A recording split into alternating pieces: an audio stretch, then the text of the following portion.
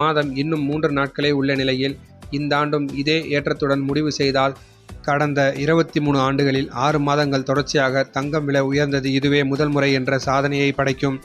அதே நேரம் தங்கம் விலை ஏற்கனவே உச்சத்திற்கு போய்விட்டதால் அது சரியவும் வாய்ப்பிருப்பதாகவே வல்லுநர்கள் குறிப்பிட்டனர். அதற்கேற்பவே தங்கம் விலை கடந்த சில நாட்களாகவே சரிந்து வந்தது. குறிப்பாக இஸ்ரேல் ஈரான் இடையே நேரடியாக போர் வெடிக்கும் போது கூட தங்கம் விலை எதிர்பார்த்த அளவுக்கு உயரவில்லை.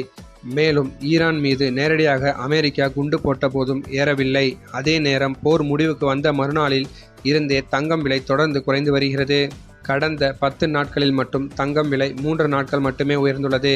2 நாட்கள் விலை எதுவும் உயராத நிலையில் இருந்தது. 5 நாட்களில் தொடர்ந்து சரிந்து வருகிறது. கடந்த ஜூன் 18ஆம் தேதி சென்னையில் ஆபரண தங்கம் 1 கிராம் 9250 இருந்தது. நேற்று ஜூன் 27ஆம் தேதி அது 8985 குறைந்துவிட்டது. இவ்வளவு பதட்டத்திற்கு மத்தியிலும் தங்கம் விலை சரிந்தது பொதுமக்களுக்கு ஆச்சரியத்தையே கொடுத்தது. இதேபோல் தங்கம் விலை தொடர்ந்து சரிய வேண்டும் என்றும் பலரும் விருப்பம் தெரிவித்துள்ளனர். இது குறித்து அவர் மேலும் கூறுகையில், தங்கம் விலை குறைந்துள்ளது. அது இன்னுமே கூட கொஞ்சம் குறைய வாய்ப்புள்ளது. ஏனென்றால் மோதல் முடிவுக்கு வந்திருக்கிறது.